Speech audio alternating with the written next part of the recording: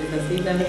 Sí, la verdad que si tengo que contar esta historia de lucha en la vida, que abarca tantas cosas, la verdad que me tengo que remontar, vamos a decir así, desde los 13 años, vamos a empezar por ahí. Por lo menos lo siento como un momento de inflexión para mí. Yo nadaba, porque nadaba desde los 7 años y estaba federada, entonces estábamos en un equipo que competía en el club. ¿Dónde estabas ahí? Y era el club del barrio, en Villa Urquiza, en Capital Federal. Y habíamos armado un grupo hermoso, y bueno, y toda esta adrenalina que hace, digamos, de compartir con tus compañeras y tus compañeros en esa edad, además, competencia. Habíamos salido campeonas y subcampeonas, bueno, hermoso. Y a los 13 años, obviamente, la edad, tengo mi primer novio, que era absolutamente platónico, pero fue mi primer amor. Y mis papás, que eran alemanes, por lo tanto muy cerrados, muy estructurados, me sacan del club. Y ellos lo que me habían dicho era porque yo entraba a la secundaria. Claro. Entonces en la secundaria hay que estudiar mucho. Y para estudiar mucho no voy a poder tener tiempo para deporte. Pero yo sabía que no era por eso. Yo sabía que era porque ellos tenían miedo que yo conociera a un muchacho, que ya lo había conocido, ellos no lo sabían, pero que no fuera hijo de alemanes. Entonces, bueno, me sacan del club. Ese fue mi primer golpe, mi primer sentir, porque yo no me lo puedo olvidar. Sufrí mucho, sobre todo mis compañeros del equipo, y sufrí mucho y me pareció una injusticia tan grande, pero bueno, tenía la edad que tenía, tuve que aceptar, y bueno, y la vida sigue. Bueno, entro a la secundaria y es como que, digamos, si yo tengo que explicar un poco esto de esta vida de lucha que efectivamente empezó de muy joven y sigue aún muy vigente, había como una rebeldía en mí, una rebeldía contra la injusticia, porque más o menos en tercer año llegué a un liceo de señoritas y me acuerdo que a la vuelta era el colegio de varones, ¿no? En esa época obviamente era chicas y chicos, y en tercer año un chico de la vuelta de la escuela viola a una compañera nuestra. Y me pareció tan terrible, además del sufrimiento de ella, bueno, que nos cuenta. Y entonces ahí organizo una movida para ir a hablar con el director de la escuela, porque algo había que hacer.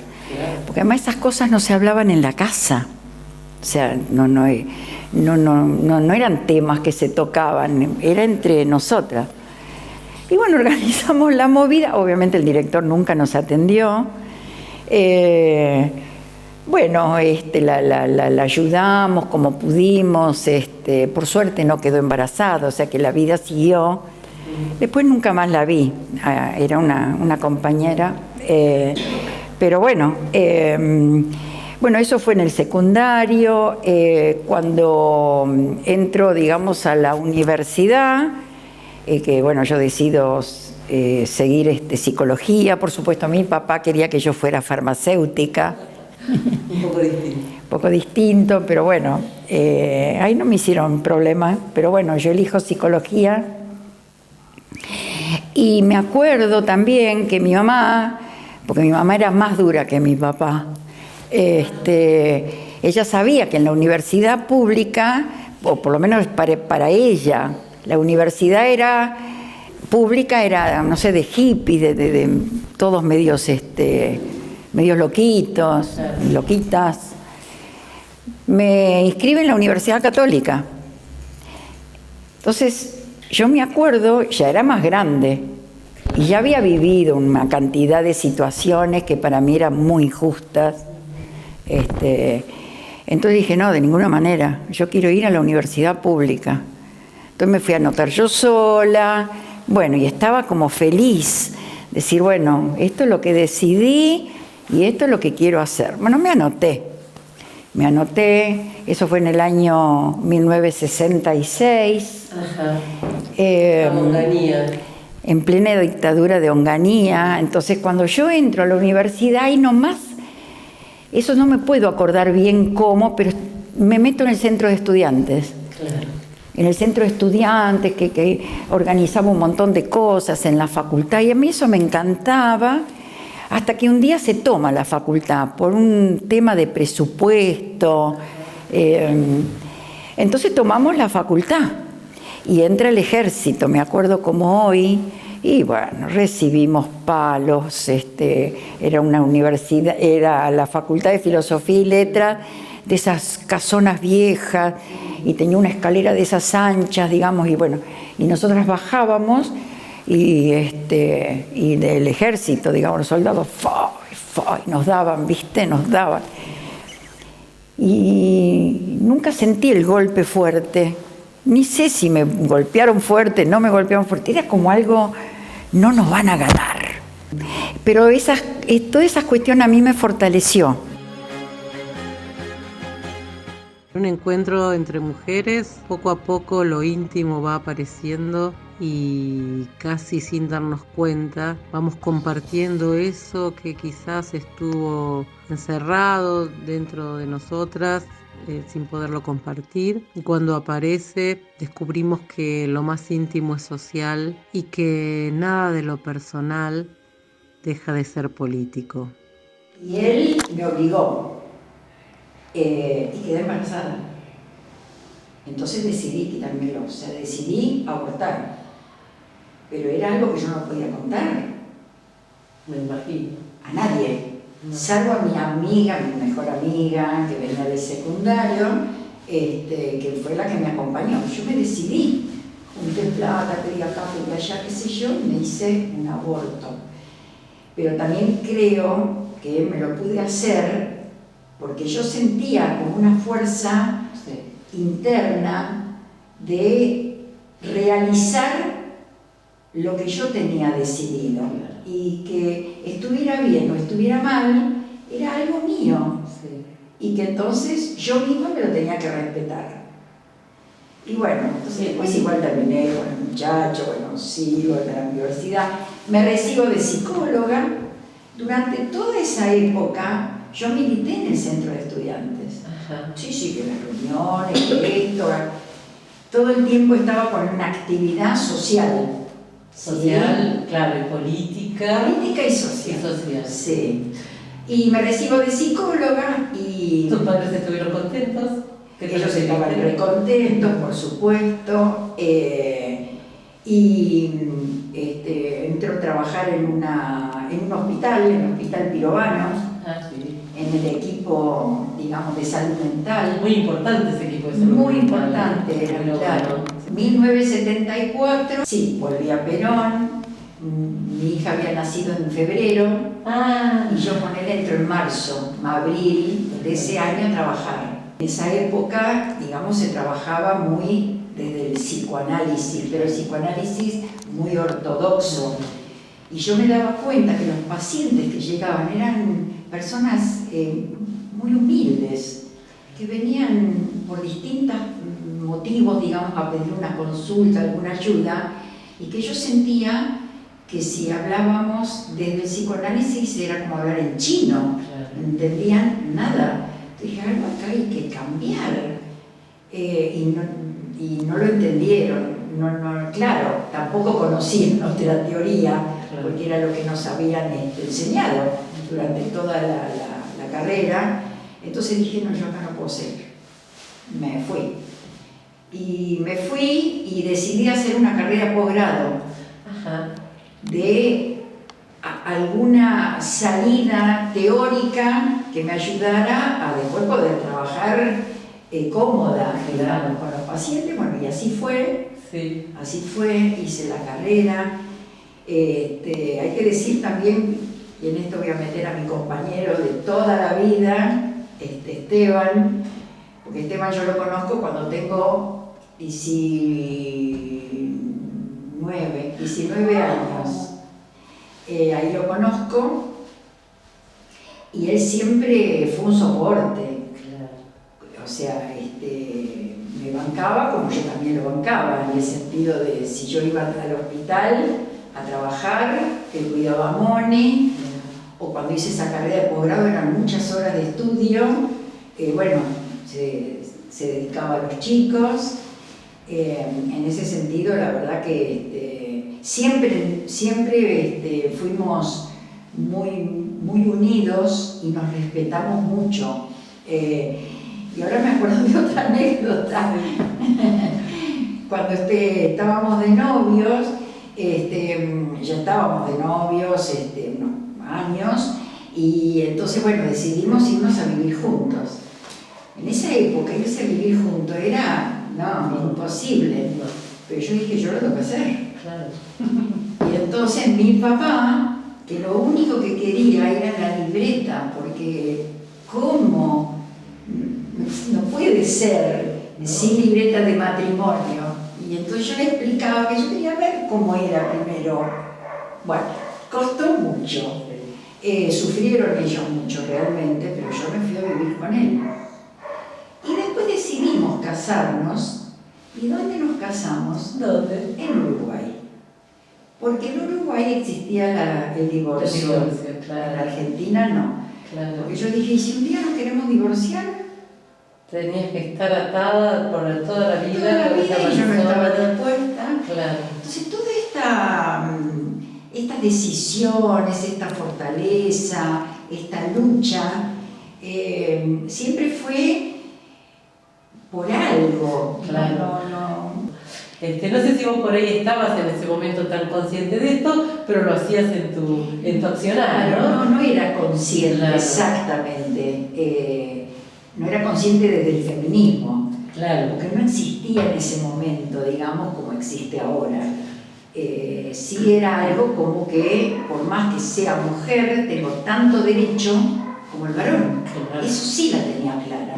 Al mismo tiempo sé que había cosas que yo no podía hacer, porque no me lo permitía la sociedad, digamos, pero yo me decidía, si quería, lo hacía. Claro.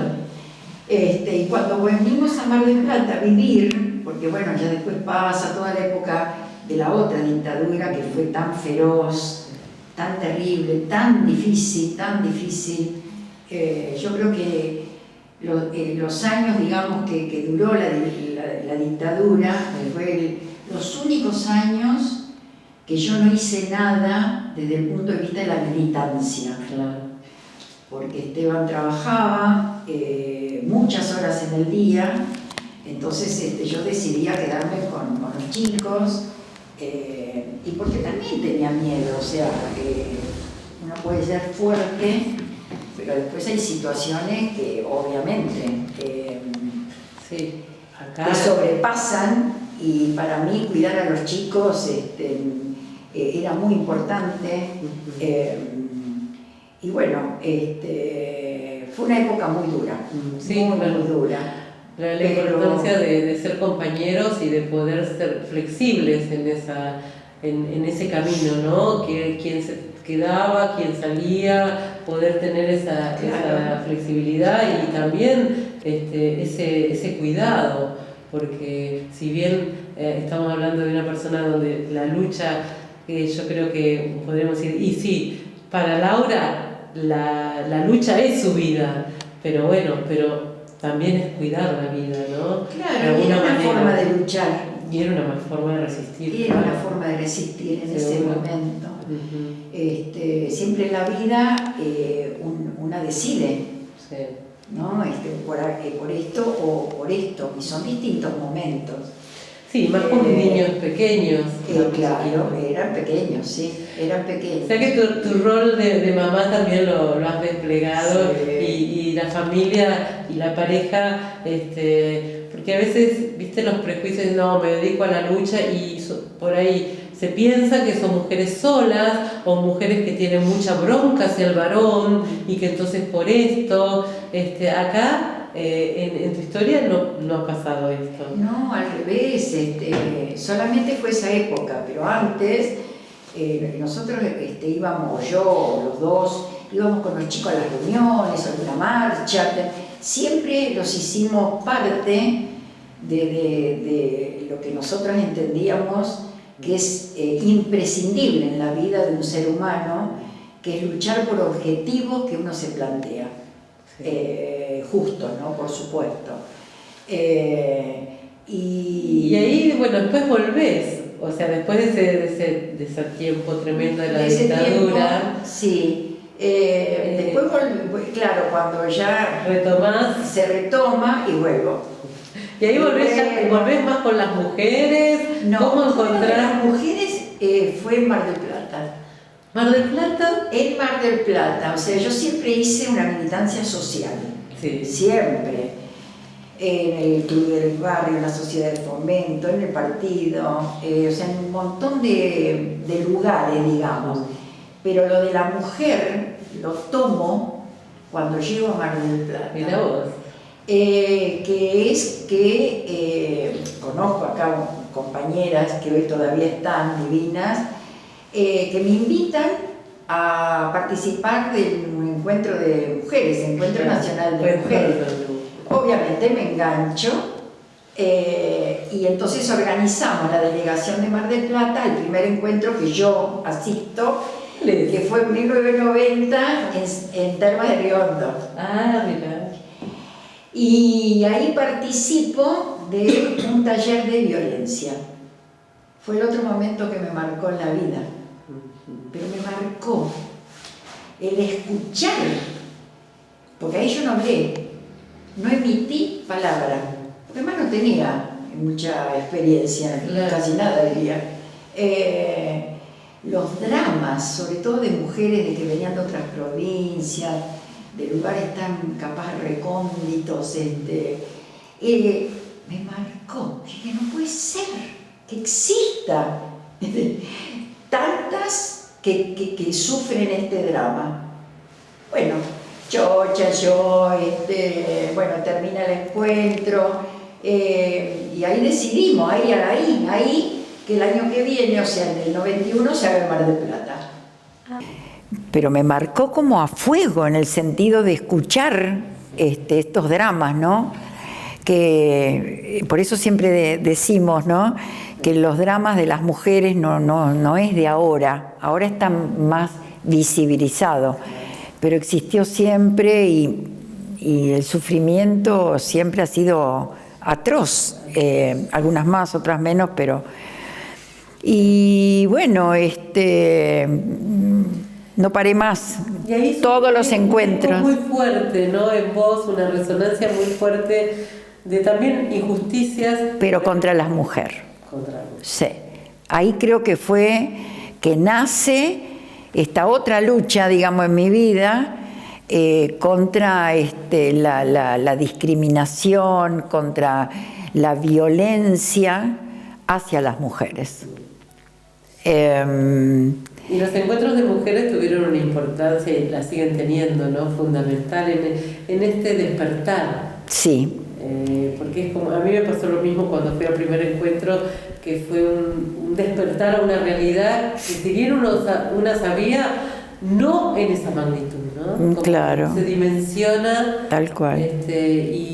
Y esto de sentirse, empezar a sentir esto de la sororidad y de la hermandad que se va gestando, que los encuentros tienen tanto que ver. Efectivamente. Y hacer un encuentro en la ciudad. Bueno, además de hacer el encuentro en la ciudad, porque ahí hay dos cosas. Mira, primero, el participar de un encuentro, bueno, esto de la sororidad, esto del ser iguales todas las que estamos en un taller, no importa de dónde vengas ni a dónde pertenezcas, en ese momento somos todas iguales y vale lo que cada una cuenta, el respeto por escuchar a la otra, y esto de que es el lugar donde se demostró que la mujer logra hablar de sus cuestiones tan íntimas que en ningún otro lugar lo ha podido hacer. Eso es altamente llamativo. Yo el último encuentro que tuvimos en La Plata, Sí. antes de la pandemia,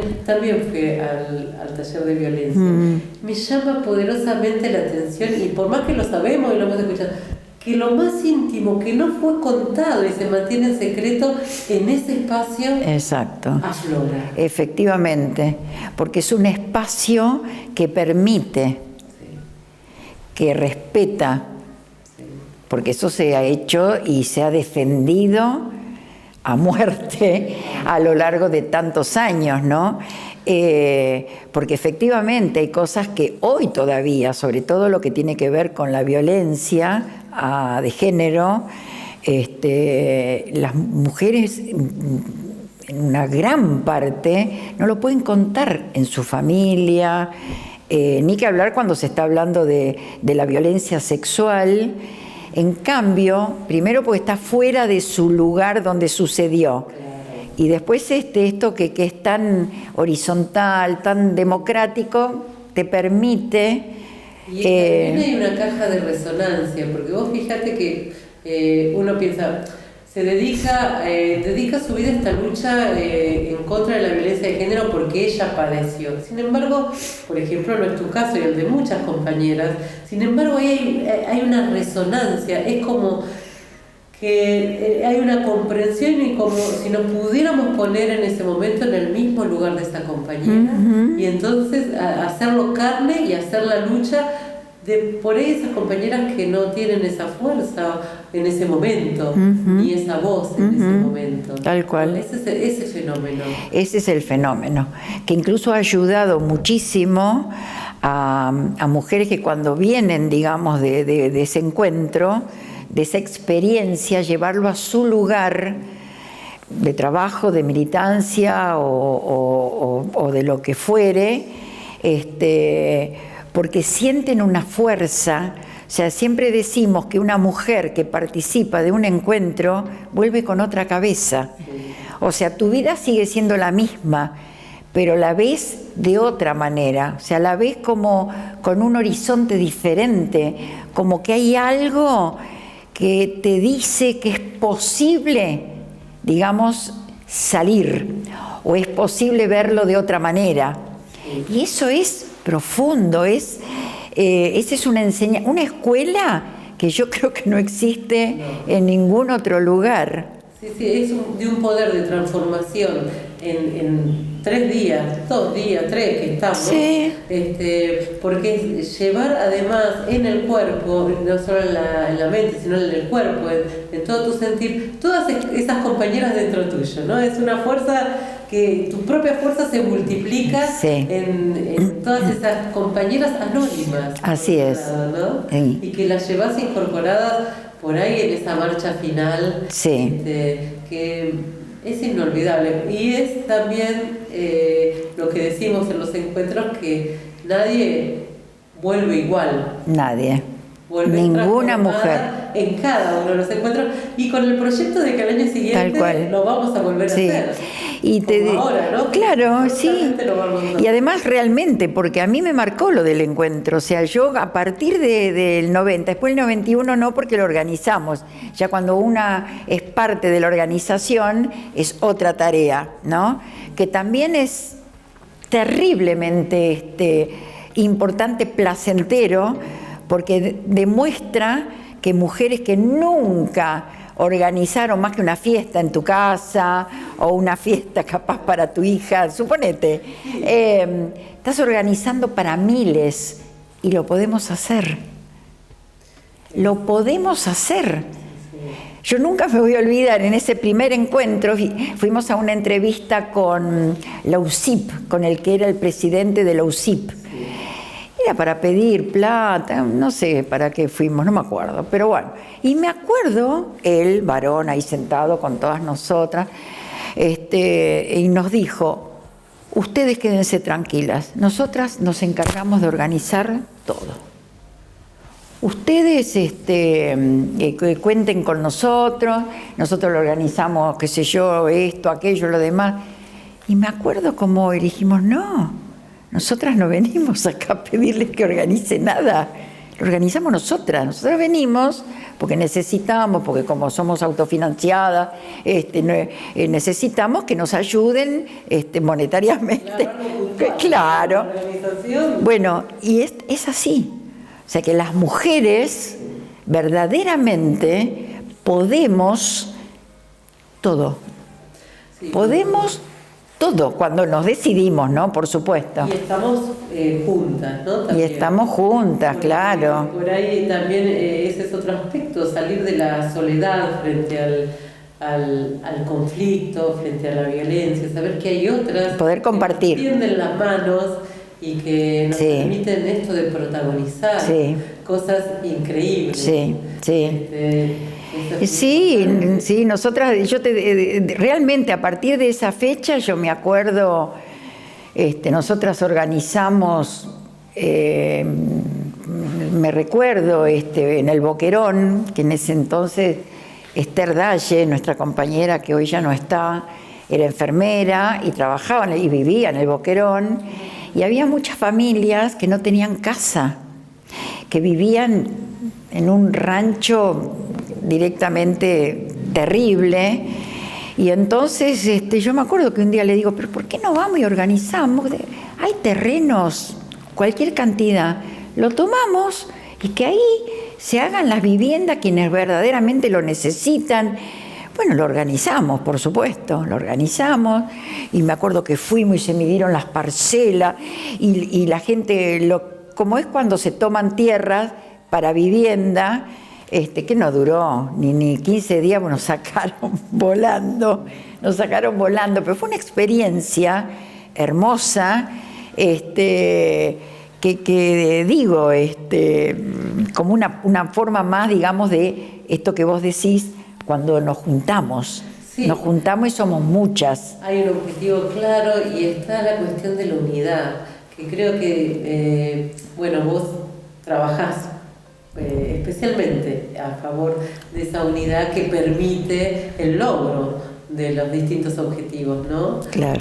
Porque esta multisectorial, a la que yo también tengo el orgullo de pertenecer, habla de cuántos años, 18, ya estamos por cumplir. 18 en septiembre.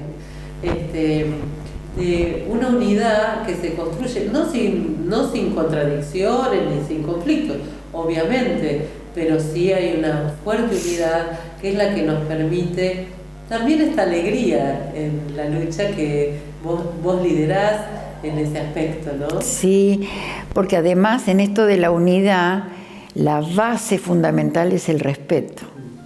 El respeto por ideas diferentes, por formas diferentes, por personalidades diferentes, y eso es muy importante.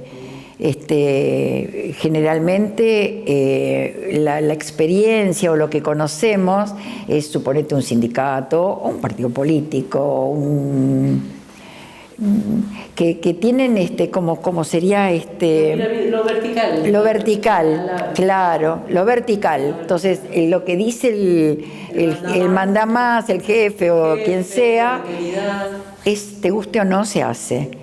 Y esto es una experiencia diferente y que parte de la experiencia de los encuentros de mujeres. Claro, y que pienso que las mujeres en ese sentido estamos siendo pioneras en poder enseñar, ahora que tenemos esa experiencia y seguir aprendiendo, esto de la horizontalidad, esto de que por fin las organizaciones se vaya dejando esta verticalidad y este autoritarismo, ¿no? Porque, por supuesto que cada compañera tiene autoridad en su propia voz y en su propia experiencia, pero no es más que otra compañera. Efectivamente. Y cuando hablamos de líder, de liderazgos, todos tenemos distintos liderazgos en el sentido de tener un rol que va hacia la tarea, ¿no? Y vos te ves el liderazgo que enciende, que tiene ese fuego, ¿no? Que no solamente enciende para denunciar una injusticia o en protesta,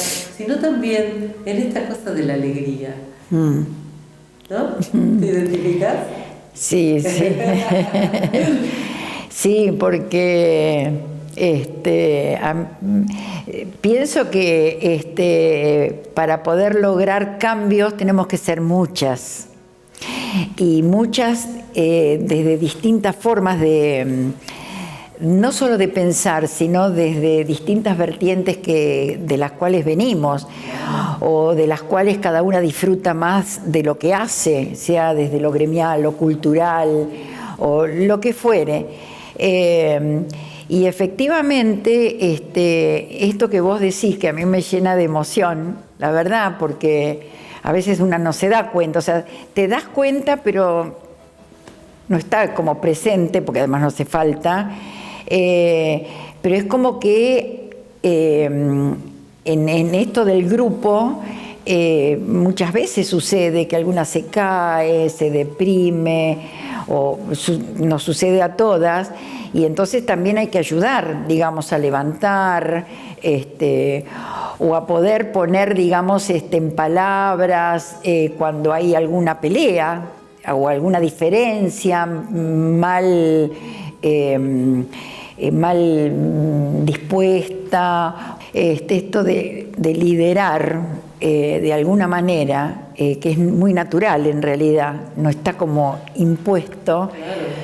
Es porque también es necesario que todas, y mucho más todavía, podamos estar en la misma pelea por transformar esta situación que nos duele tanto, y que es justamente lo que a nosotras nos llega, que es la violencia hacia las mujeres y diversidades, y para eso hace falta que seamos muchas.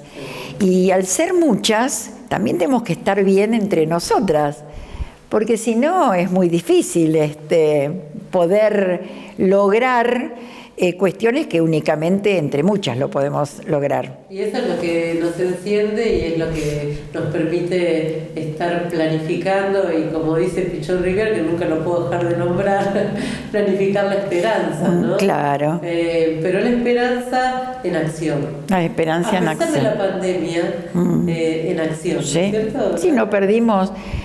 La pandemia para nosotras no existió más que en el cuidado, pero nosotras seguimos en actividad, en forma virtual, quienes podían salían con permisos en la calle, eso el año pasado. Sí. Así que eso es muy gratificante. Una vida de lucha es muy gratificante, muy